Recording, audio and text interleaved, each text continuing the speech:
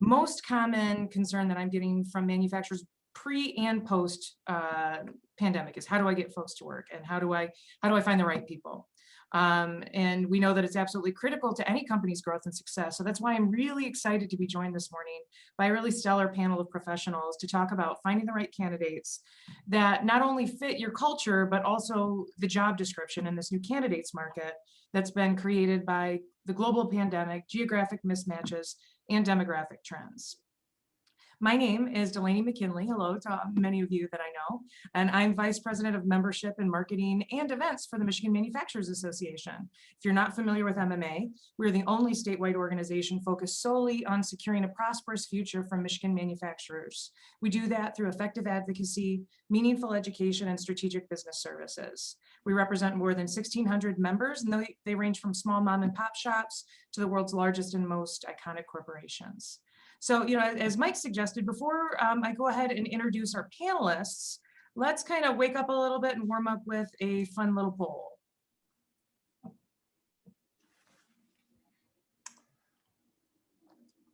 So it looks like you should have a box that popped up in your screen. It popped up into mine asking, what is your preferred winter stay-at-home free time activity? Assuming you have free time, of course.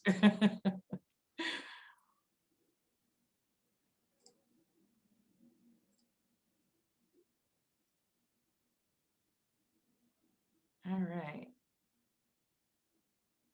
I entered my response. I'm eager to see how we see these results. The polling is a little new aspect for me.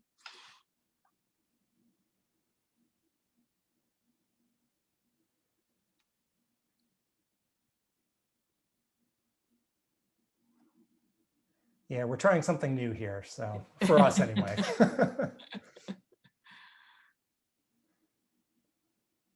How's it look, Emily? You got... Hey, there we go. Looks like 20% of folks like to stream TV. The winner is reading. That's the boat that I was on. I am a fan of reading if I get an opportunity to. 5% are exercising, and 30% are planning their next travel, and 5% have got no free time with grade school children, trying to keep them on track with the virtual school. I understand that. That's for sure. Now, so. Reading is reading for fun or reading for business? For fun. Actually, I read for business at work, but then at home, I feel like I need a little bit of escapism, which I think also gets to that streaming thing that a lot of folks agreed to. Anybody watching anything really good right now that they want to share?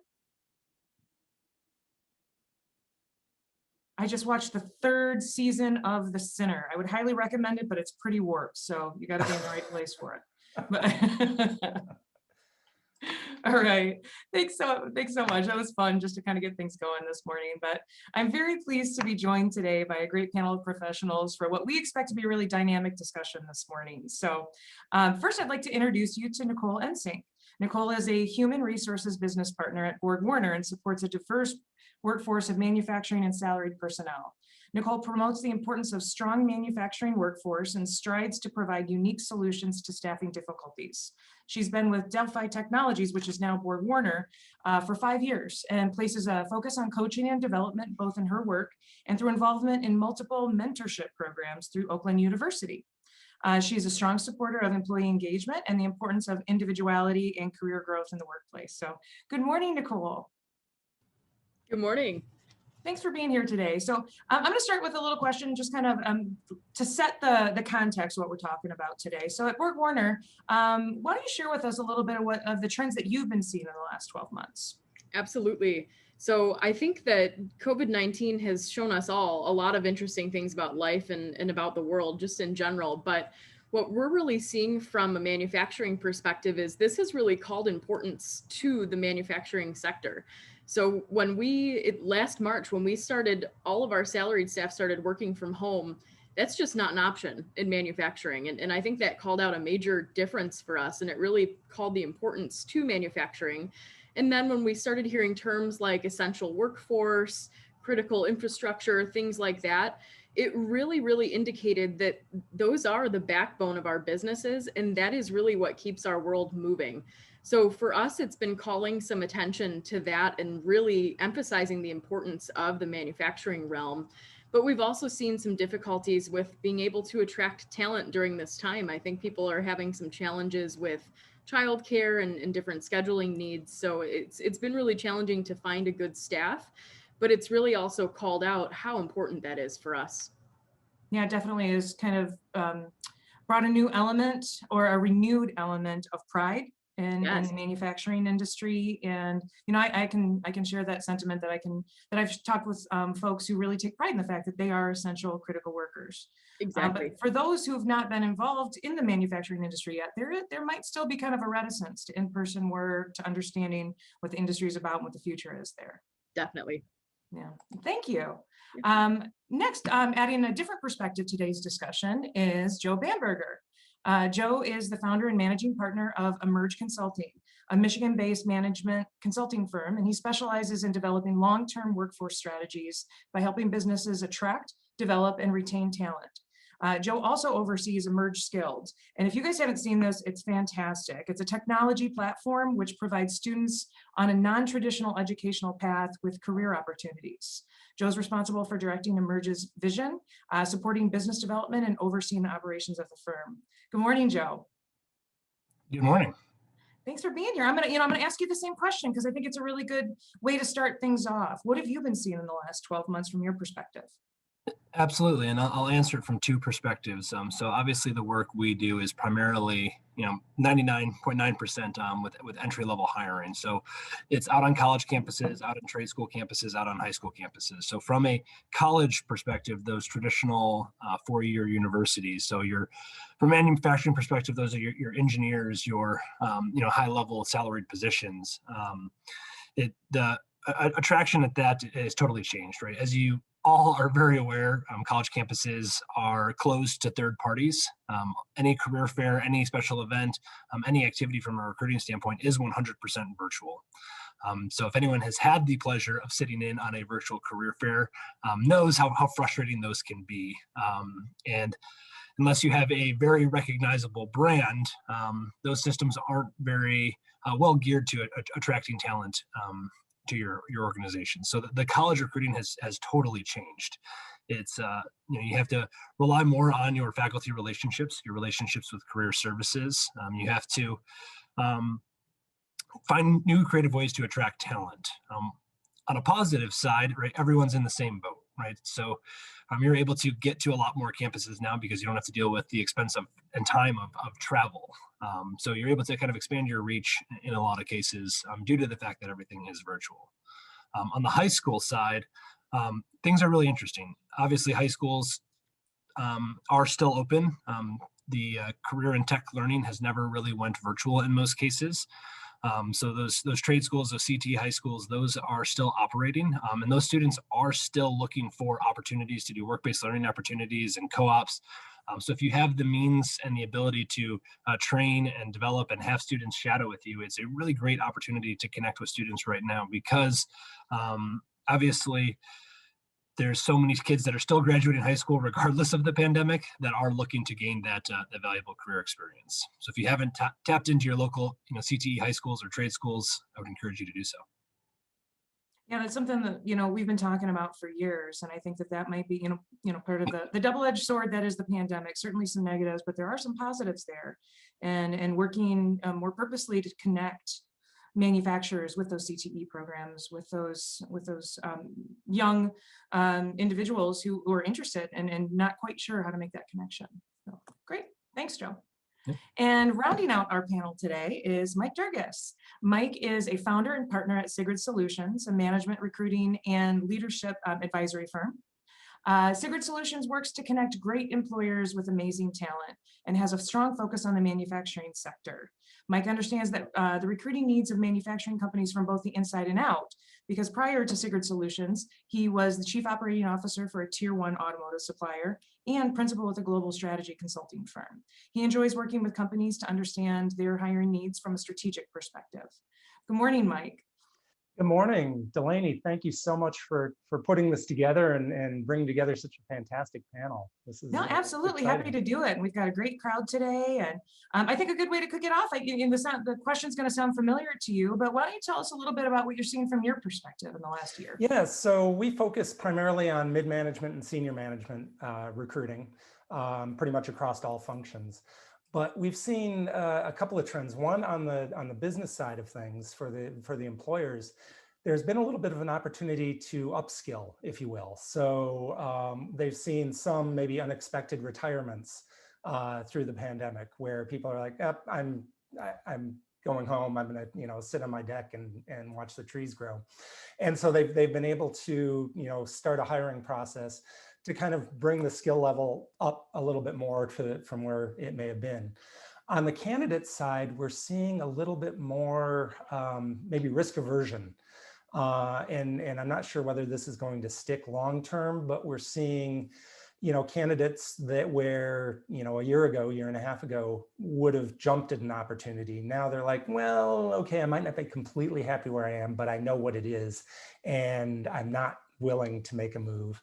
They're also looking at commute times where, an hour commute might not have been anything 18 months ago. Now they're thinking, well, I've been working from home for, the last year. This is really nice. I don't want to commute more than half an hour. Actually talked to one candidate. I don't want to commute more than 15 minutes. Okay, that might narrow your scope a little bit, but hey. So those are kind of the two differing sides of the coin that we're seeing just over the last year or so. Sure, absolutely. You mentioned those upskilling opportunities, and I know that here in Michigan, the state of Michigan is actually trying to support a lot of that. There have been several programs that I hope everybody's taken the opportunity. The Going Pro Talent Fund. I know that there's record amount of funding that the governor is proposing for this year. There's already been some great awards, and manufacturing got over 43% of the awards there. So that is a great opportunity. And I see Nicole bobbing her head because I know that Borg Warner has been a great supporter of and a champion of the Going Pro Talent Fund. The Futures for Frontliners program, which helps upskill with tuition-free training in community college that was rolled out during the pandemic. And just recently, applications for Michigan Reconnect, which is also a tuition-free program for either community college or for training, demand-driven training through Michigan community colleges or private institutions. Great opportunities if you're looking to upskill your workers. They can do it part-time while they're working with you. So we can always talk about those later. So what we really intend today to be is a dynamic discussion. We do have, our three very esteemed panelists, and I certainly have questions of my own, but we would encourage each of you to submit your questions through the chat box. It looks like several of you have answered some of the comments that we had earlier, so you've been able to find it. If you aren't able to find it, if you kind of hover over your screen with your mouse at the bottom, there's a little chat bubble that says chat, and if you click on that, it'll open another window so that you can enter your message there. So please enter that throughout today. But I'm gonna, since I'm the moderator, I get the opportunity to ask my first question. And I really think it's the elephant in the room.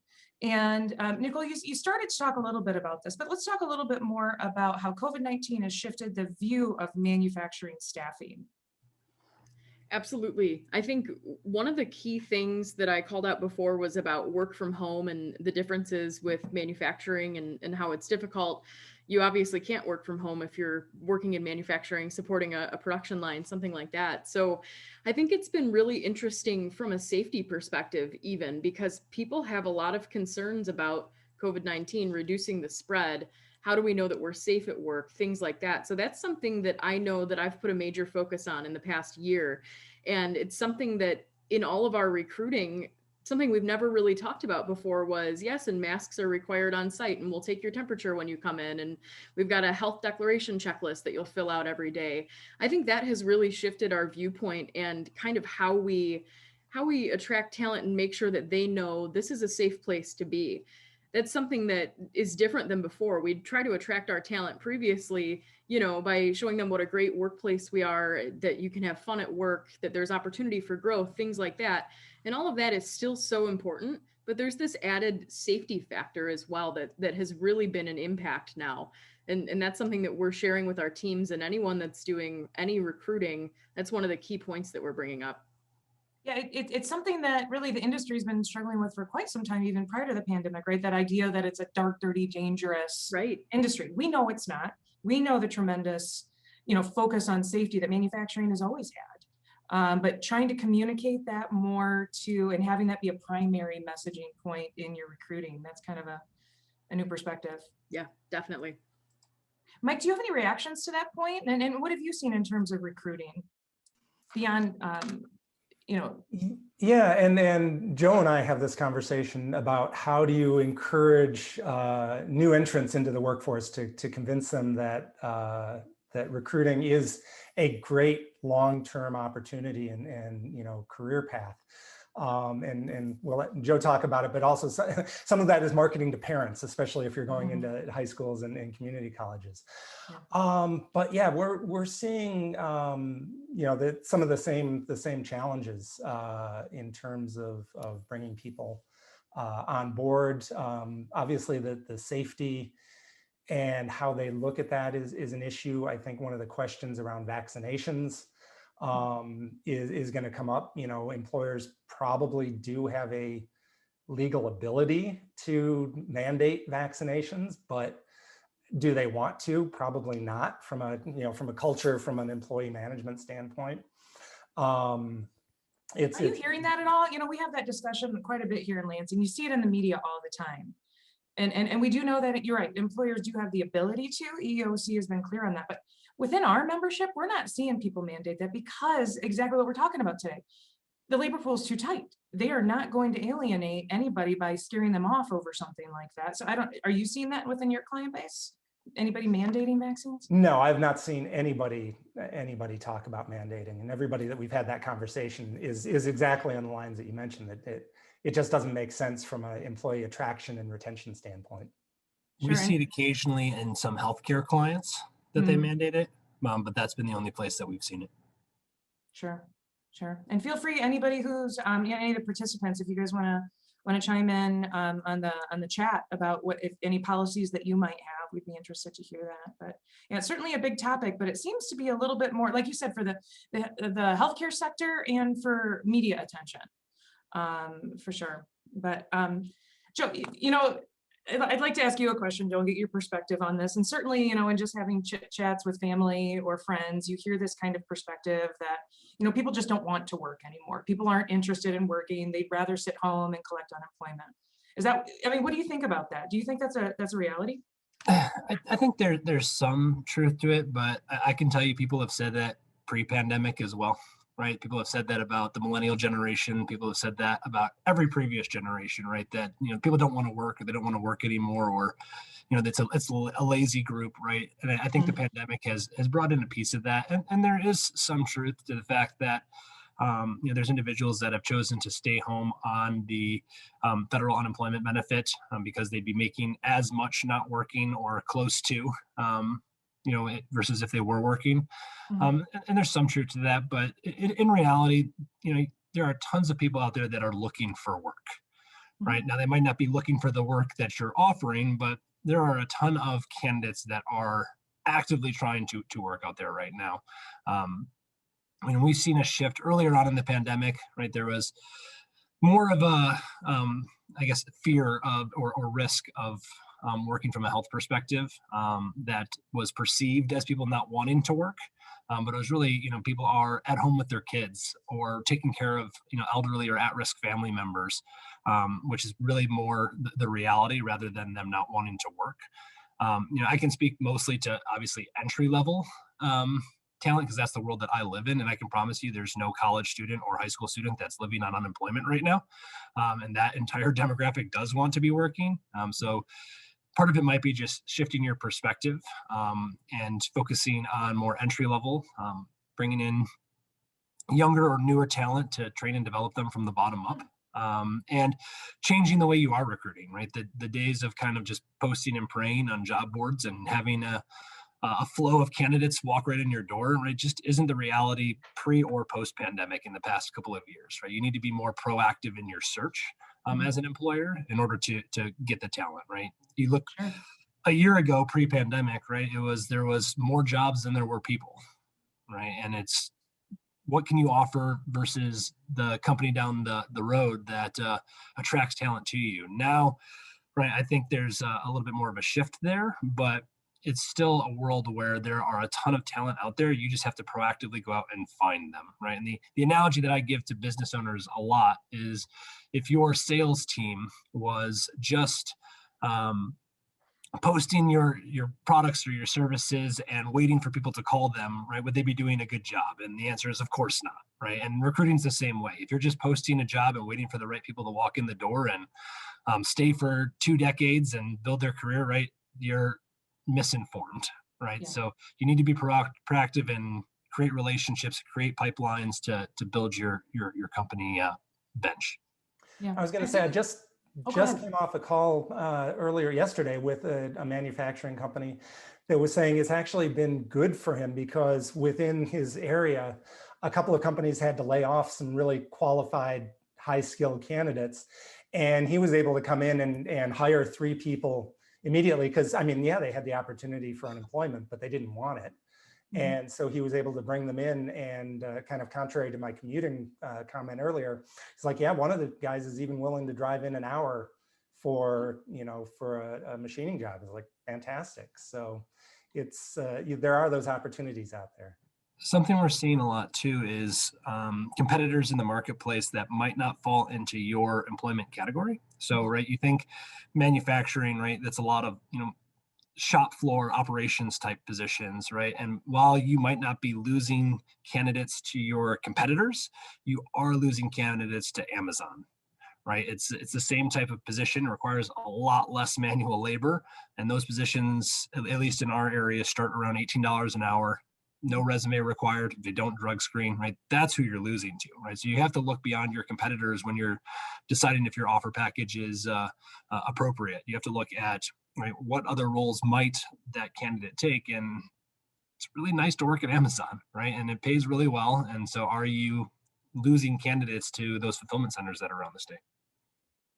Yeah, you bring up a really good point. Amazon, very recognizable name, very outstanding job, probably, one of the best in terms of marketing, brand management, all of that kind of stuff. That has traditionally not been manufacturing's strong point. In recent years, manufacturing has certainly worked towards marketing on products, but only, some are looking towards marketing for, talent acquisition, just looking at their overall brand attractiveness. What do you guys think about that? Are you seeing folks that are trying to communicate their brand from a talent standpoint to attract folks? Because they're not always household names. Yeah, I'll jump in first. I'm sure Mike and Nicole have a lot to say about this as well. But that employer branding piece is key in the marketplace today, right? Obviously, you put a lot of effort into your brand from a sales and business development perspective, but you need to put that same effort into talent acquisition, right?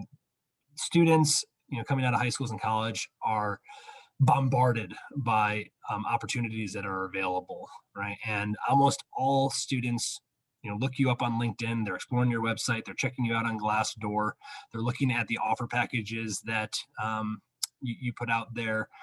They're looking at what the work-life balance is, they're looking at what the development opportunities are within your organization. And if you're not articulating that to them throughout the recruiting process, you're going to lose them to companies that are. Mm-hmm. Yeah, I would echo the same thing. I think that we're focusing more on that now than we have in the past because we're just realizing the need for it. And like you said, Joe, marketing is no longer just showing your products and those kind of things. You really need to create that employer brand and say, hey, this is why we want you here and this is why you want to be here. So I think we're focusing on that more and more, and it's a really key component to attracting talent. Yeah, I think the brand is really important, and we're seeing a lot of companies take interest in that. How do we create a brand, or in some cases from an industry standpoint, how do we brand an industry as a great place to come work? But the challenge is also you've got to live that brand too. We've also, we've talked to some clients that say, yeah, we'd love to get into employer branding, but we've got to work on our own culture in-house first before we try and bring people into something that we're trying to market that might not really exist yet. Sure, absolutely.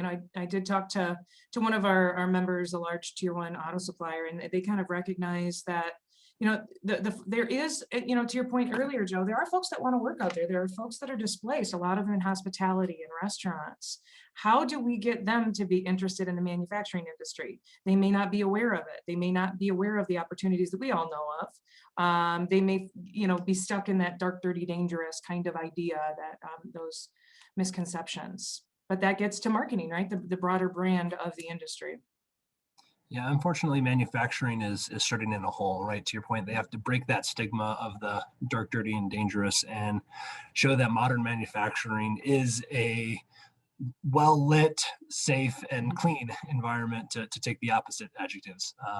Right. And it's, again, focusing on the entry level side, it's not just convincing the candidate, right? It's, as Mike mentioned earlier, it's convincing the parents. In a lot of cases, convincing, not to perpetuate gender stereotypes, but it's convincing the moms who will talk their kids out of working in manufacturing because they don't see long-term growth, long-term career potential, right? They see it as an hourly job that you don't really have the sustainability to make a career out of it. And you have to change that perception. And that's not an easy task as one company, especially, with limited resources. It's, just as hard as an industry as a whole. And so, but it starts with looking at your culture right now and, stealing with pride things from other industries that might appear more modern and seeing how they fit well within your organization.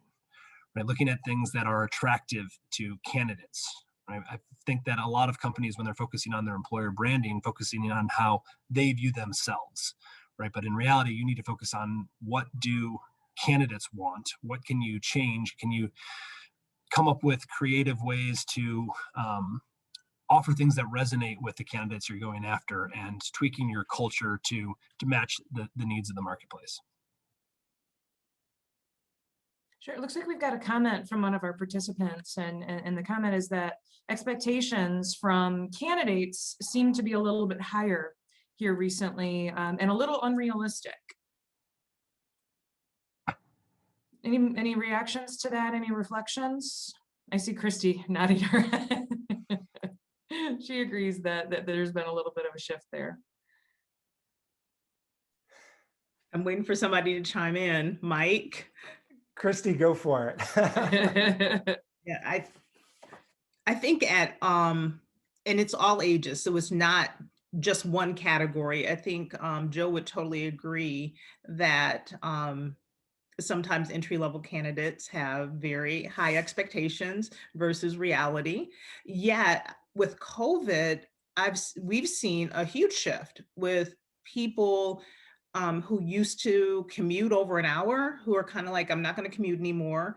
People who used to be in the office every single day, even in manufacturing environments, who are now saying, I'll consider it, but I work from home, most of the time, and I only go in when I really need to be there. So we're seeing shifts, and especially with manufacturing and the need for the leadership team to know what's going on the floor, to be walking there, to have relationships with every employee, hourly, skilled trades, and salaried. It is a very interesting dynamic, I have to say. So I think others can totally chime in. I see Nicole.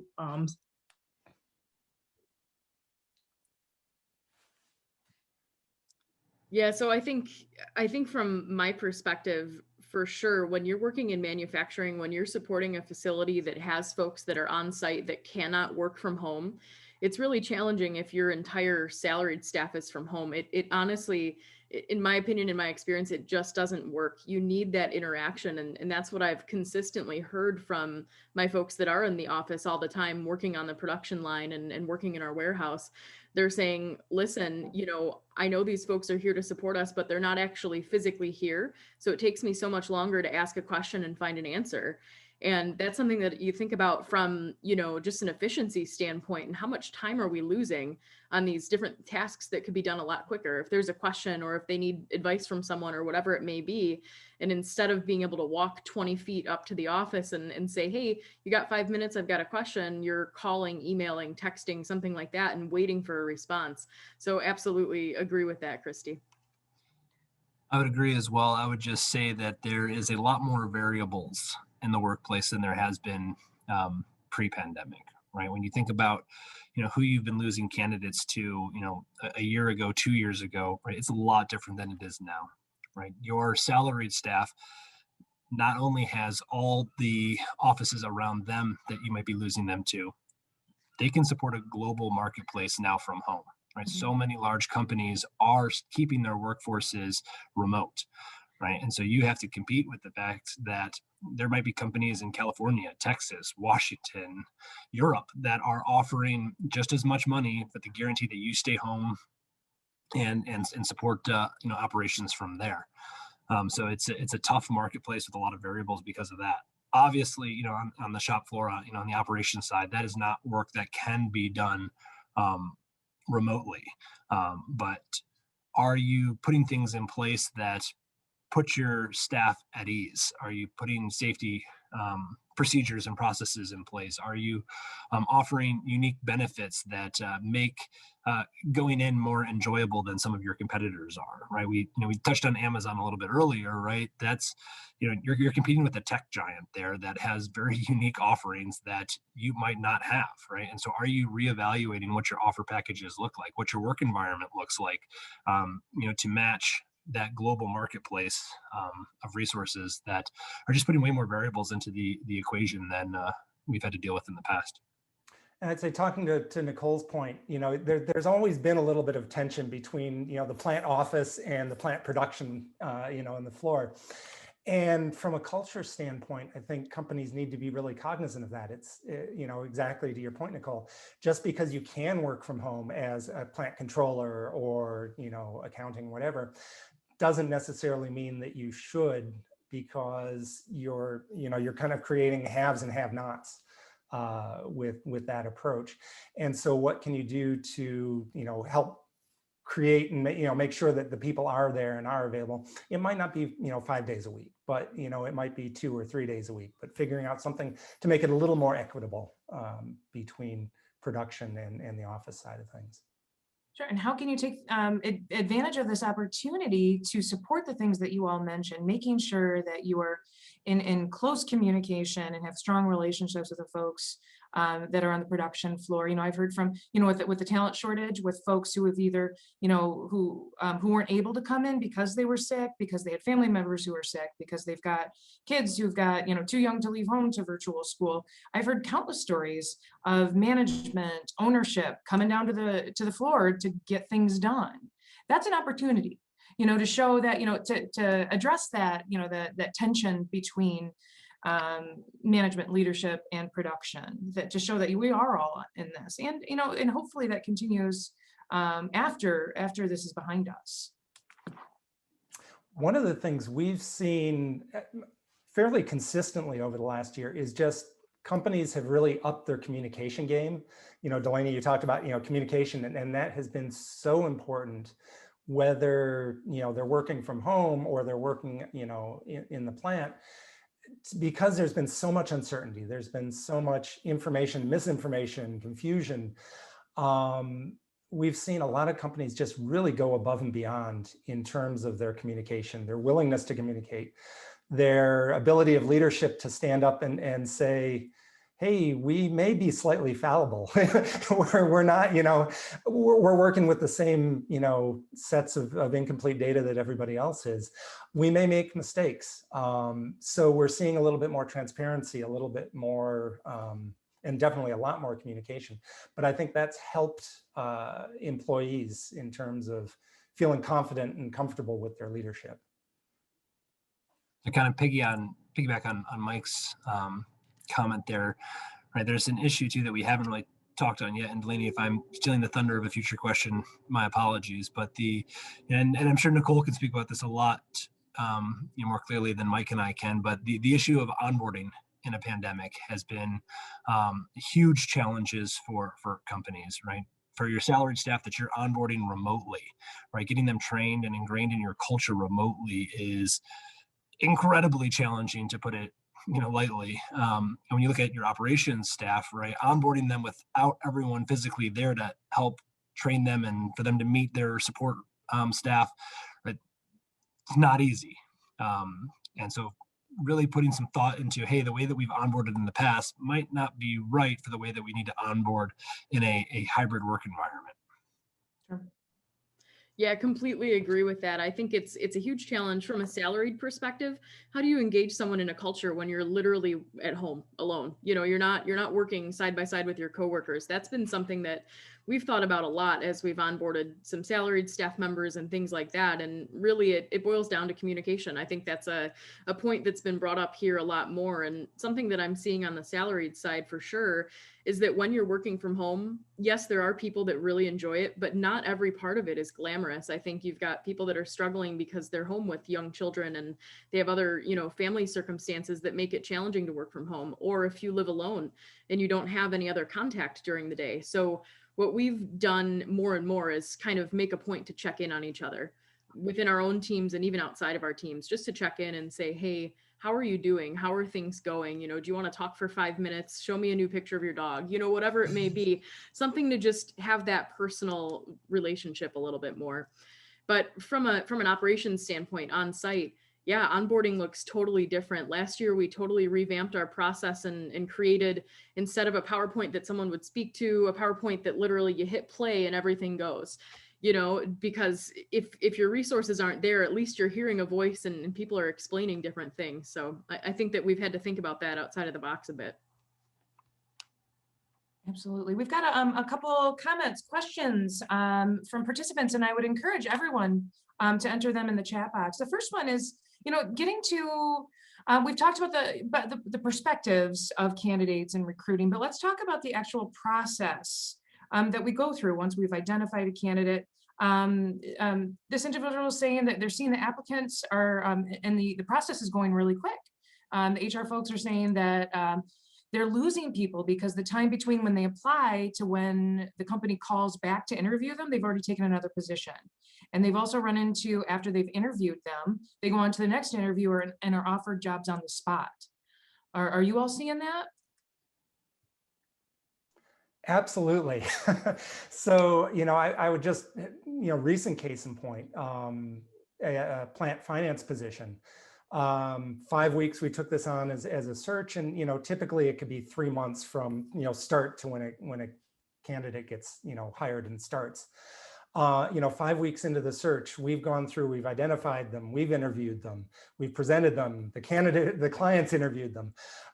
So all of this in, a month and a week. And then, I expect by the end of this week, the candidate's going to have an offer. You've got to go fast. But the video, and there's a question about, video interviewing as well. That I think plays a positive role in a sense. It's so much easier now to set up interviews very quickly.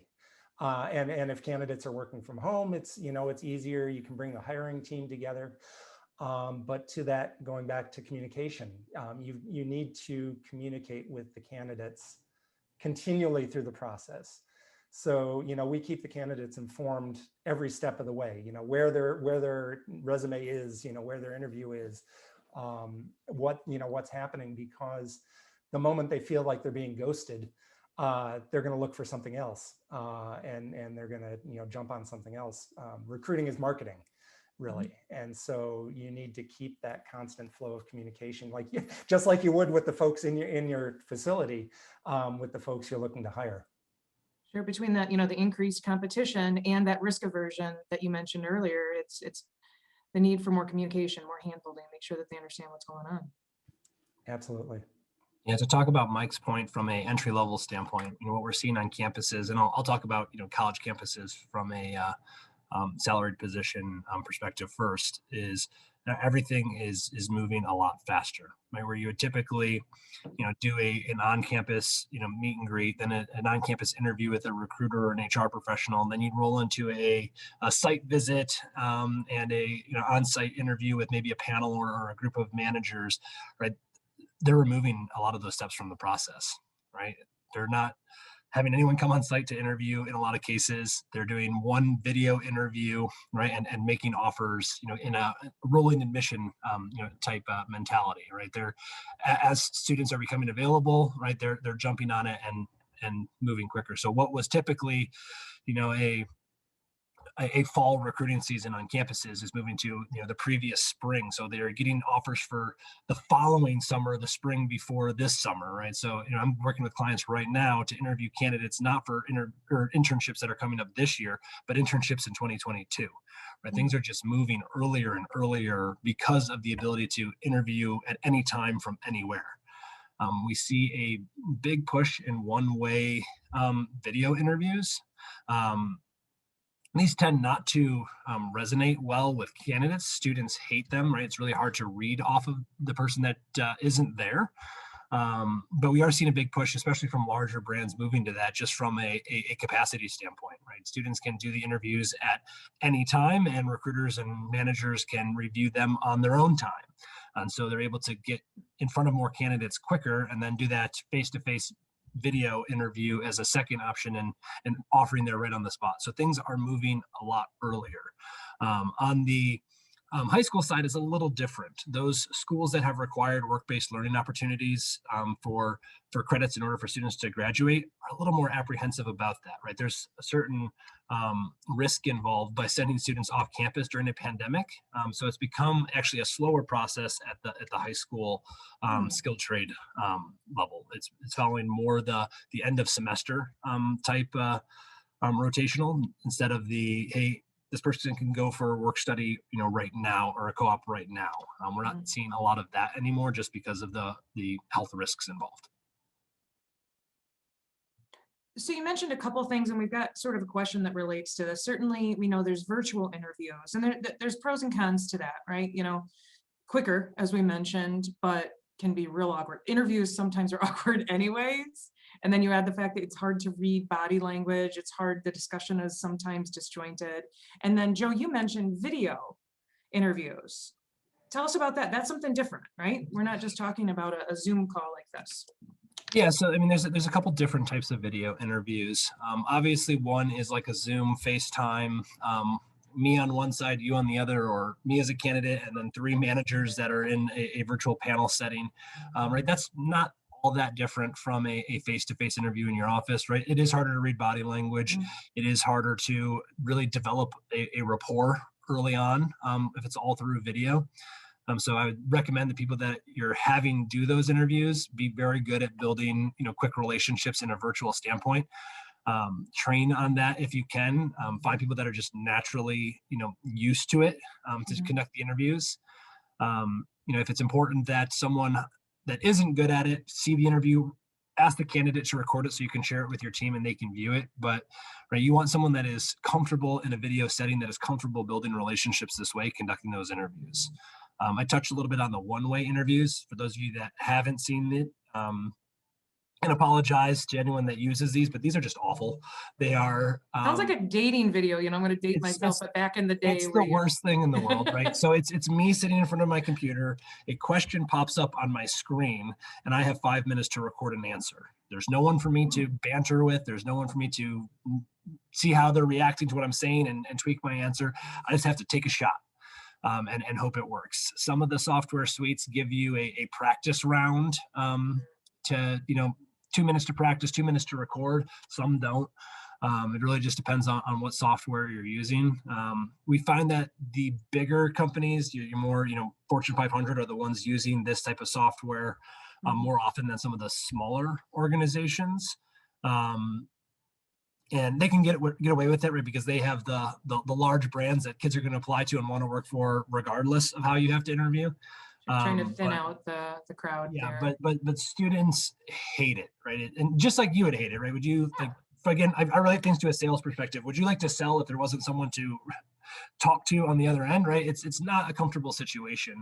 But from an employer perspective, it does allow them to see more candidates. It does allow them to utilize their time more efficiently. So companies are switching to it. But anybody, and I welcome anybody to chime in on the chat if they're utilizing this. I do see a comment here of somebody saying, kind of my response. It sounds really like it adds stress onto an already stressful situation. I suppose you'd have the benefit of seeing how they handle something that's so stressful and how they can handle themselves in a difficult situation. But depending on the position you're hiring for, that might not be what you'd want to go to.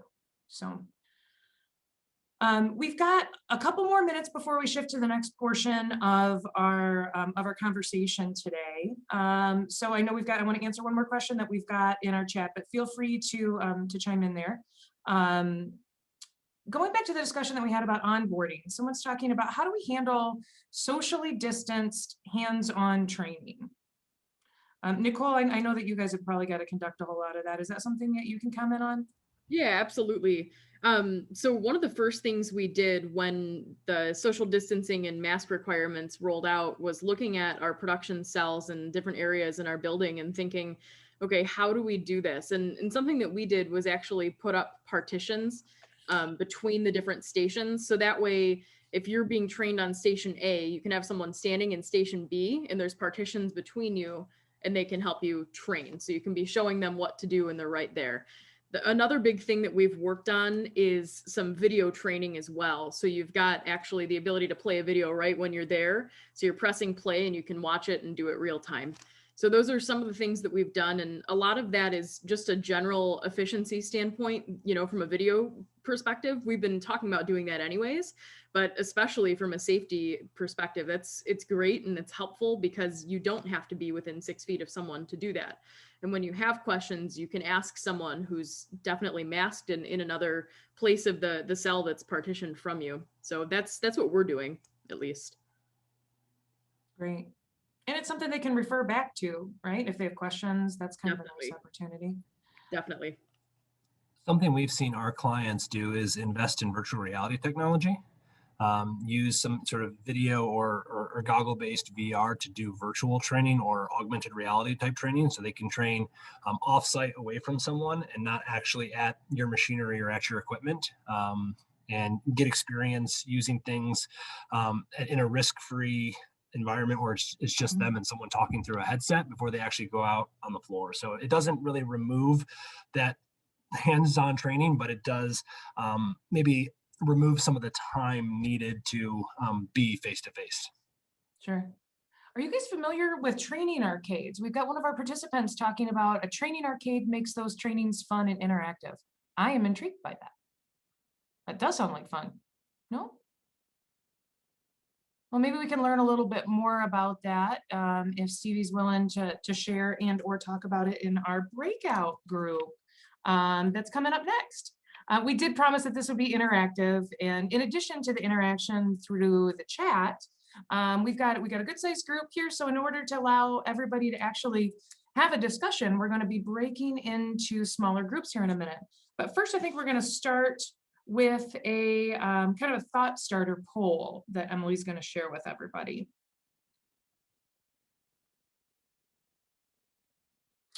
So what do you predict work-life normal will look like in 2022? So do we stay in the situation we're at? Do we get back to what used to be known as normal?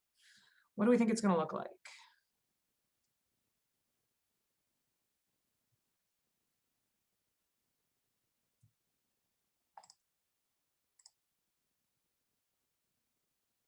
Oh, and for those of you, while we're answering this, who are interested in the training arcade idea, Stevie's shared a link in the chat, something you might be able to check out and incorporate into your organization. Thanks, Stevie.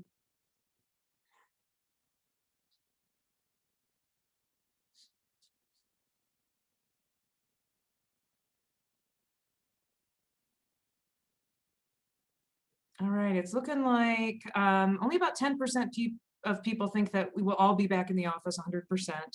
62% think it's going to be kind of half and half. We're going to have some at home, some in the office. And I can tell you that, you know, that was my response as well. We've got folks who continue to have medical issues until schools get back, that it's kind of a reality that we're just going to have to contend with. We've got 24% of folks saying that we'll have a rotating schedule. So you got fewer people in the office at any given time. And then normal, what's normal? Who knows what's happening? We'll have, you know, the killer hornets and who knows what else entering. It's impossible to guess at this point. All right, well, thanks everybody. So I'm gonna see how this whole breakout session is gonna work out. I know that we're all gonna be sent off into separate rooms, so we can talk a little bit about what we've been doing individually to attract and retain this year.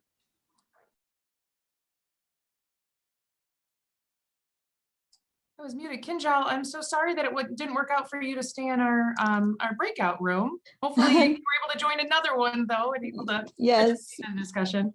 She yes, joined I was ours with and it was very Christy. vibrant. So I'm sorry you lost her, but we gained her. Amy and I took her and we were so happy to have her. So sorry. Thank you. I'm eager to hear what you guys talked about. Oh my gosh, Amy has a lot to share. We all do, but yeah, there's a lot that Amy has agreed to share. Sure. So we talked a lot about, the talent shortage that everybody is facing, and how in the beginning we thought that maybe it would be an employer's market and we would a lot of job seekers out there looking for work. But of course, we know that's the exact opposite in Michigan. Is doing, much better than the rest of the nation based on average employment rates. So I shared with Christy that I work for West Michigan Works.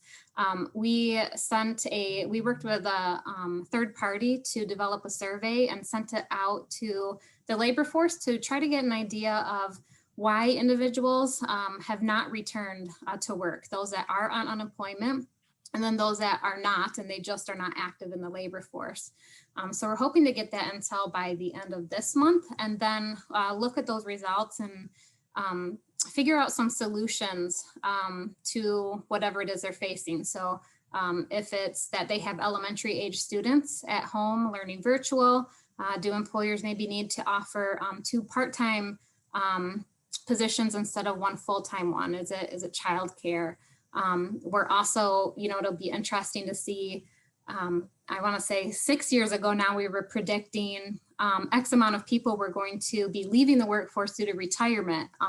So we're now 6 years into that. Are people taking early retirement? So it'll be very interesting to get the results back. We sent the survey out for the western part of Michigan, 7 counties that we oversee, but I'm sure that the results would be similar across Michigan as to what individuals are facing. So be happy to share that information with all of you. We'd love to hear it. That was something that we discussed in our group too, really what's driving it. Mm-hmm. Anybody else want to report out from their group? I know we had several different breakouts. I can go.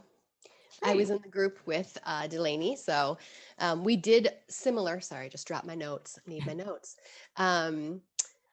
Similar to what Amy said, we talked about the talent shortage and some strategies around that, like job sharing, 2 part-time shifts, things like that. And also an interesting point came up about, for the first time, employees not really wanting to work overtime. So because they have a talent shortage, they're needing to have some overtime shifts, and there's a resistance around people wanting to work overtime because they're wanting to spend time with family, or maybe they're feeling stressed. So yeah, that was an interesting discussion. And I think that was the majority of it. Delaney, if I missed something, one other aspect that I think is really been critical that that we talked a little bit about in our breakout, and I'm curious to see if others did too, is about the mental health aspect of this. How challenging. Oh, I see lots of heads bobbing. Yep. If you haven't experienced some difficulties, something, I don't know. I think everybody has really been challenged by this, and that adds a whole nother aspect here. How about another report out? How about the group that was with Mike? Hi, this is Jan Deaton. I'm with DuPont, and we had an interesting discussion about the challenges with ghosting and the number of employees that accept positions and then don't show up, or that you go to an interview and you're interviewing somebody who really isn't the person, and just that this market has created such a challenge that even people you might talk to the night before, yep, I'll be there, I'm ready to go, and they still just go dark and disappear. And so we talked a little bit about some of the challenges there and what we're seeing, and then we also talked about how we've shifted with the pandemic to change our onboarding. what, at least in our company, what was a very hands-on in the office event, for a half day, we've shifted to a remote session. We still accomplish all the tasks, but it creates a little bit more formality and, employees setting up one-on-ones with their peers so that they can meet them, where, it used to be you just walked them around the building and introduced them to people, just still trying to help people feel they're part of the team and feel connected, but in a little bit more structured manner than maybe the way that we handled it when we were all in the office. Mike, is there anything I missed? No, I think you got it. I think, yeah, we had this, one of the other topics that came up was referral programs for how do you attract new employees. And I think all of the folks in our group had, or were implementing as of today, a referral bonus program to bring people in. And then we started to have a little conversation about, well, when does that pay out? Do you make it long-term, or do you do something short-term? Because, once the person gets hired, it's really out of their, it's out of the referrer's hands, whether they stay or not. So that was kind of an interesting conversation as well. It is. I think we have at least one more group. I can talk about my. Oh, yep, go ahead. Go ahead, Steve. No. Okay. I was with Nicole, Kathy Harris, and Carla. We specifically talked about how if we're not hiring the candidates right away, you're going to lose them. So kind of piggybacking off of the ghosting, where if you have this, 5-week timeline, the biggest thing comes back to communication and flexibility. So you're communicating up front to the candidate that it's going to take a month, and although I want you here with us, I think you're a great fit. You have to do what's best for you. So if that means you get another offer during the 5-week process, then that you can take that. I mean, you don't need my permission, but and then also the flexibility. Can we move the 5th interview up or the 3rd interview up to accommodate these candidates' needs?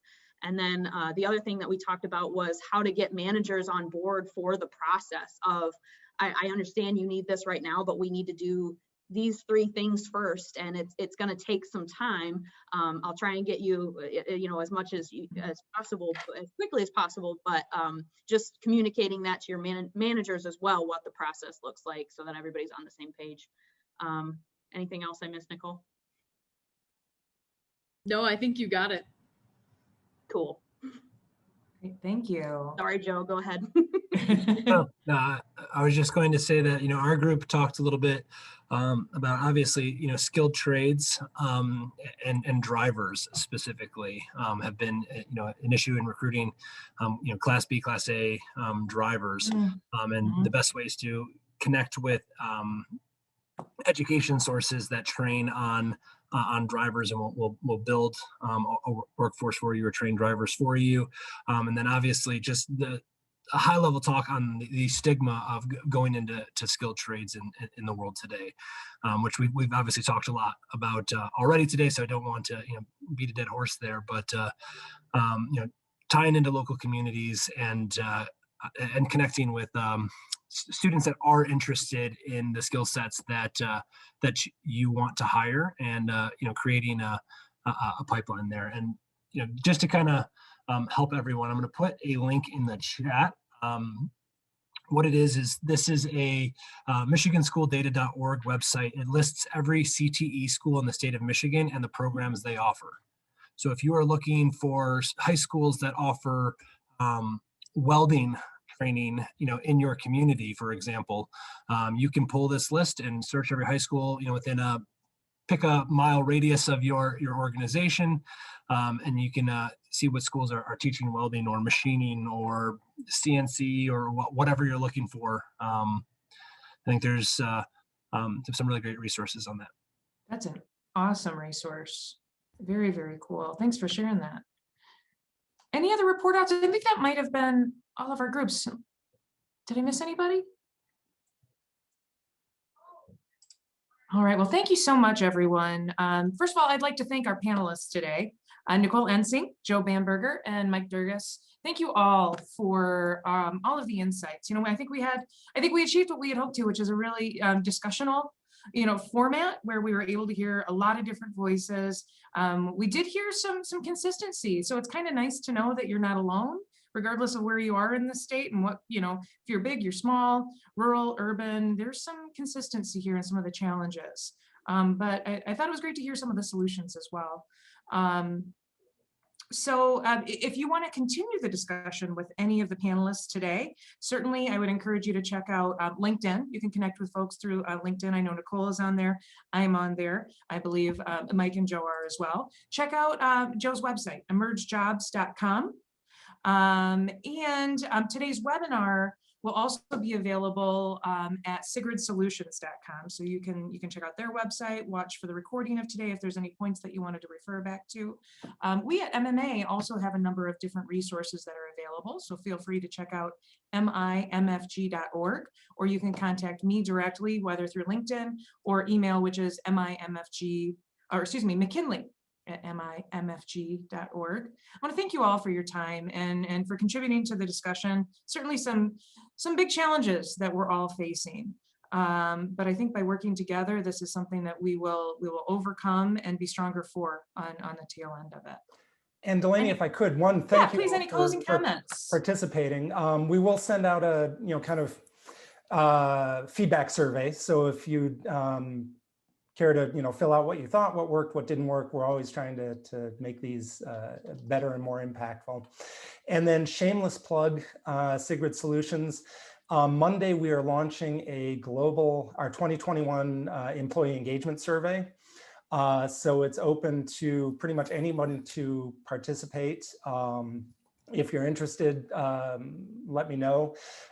From a company standpoint, if you're interested in getting your company to participate, no charge, but we can set up a special link so we can kind of aggregate data around your specific company and provide you some kind of high-level feedback on what your employees are saying. But like I say, that's going live next Monday, so look for that. Great, thanks, Mike. Joe, any closing comments from you?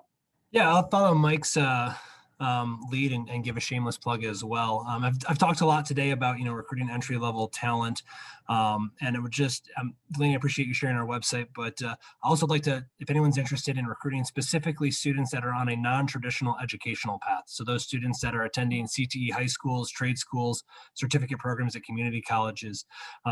Our organization in November launched a new technology platform called Emerge Skilled. You can check it out at emergeskilled.com.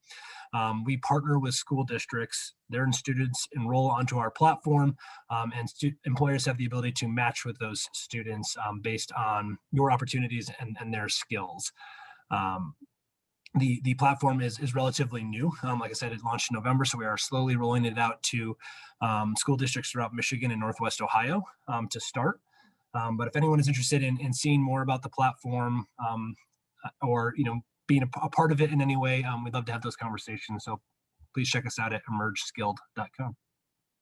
I just had a kind of a cursory check that out, but I know that you and I are talking, I think later on this week to learn a little bit more about that. I think this afternoon, actually. It's very interesting. It's Yeah. very interesting. Nicole, any closing comments? Yeah, just wanted to say thanks so much for everybody that joined and for your participation. It's been great taking part in this, and I'm happy to connect with anyone on LinkedIn and always available for a chat if you want to stay connected. I think we're really stronger together, so it's great. Thanks, anybody. And any of the participants, if anybody'd like to say anything, I see some closing comments in the chat, but.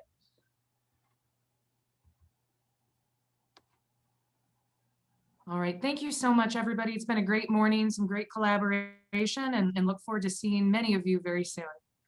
Have a great morning. Thank you all. Great to talk. Bye.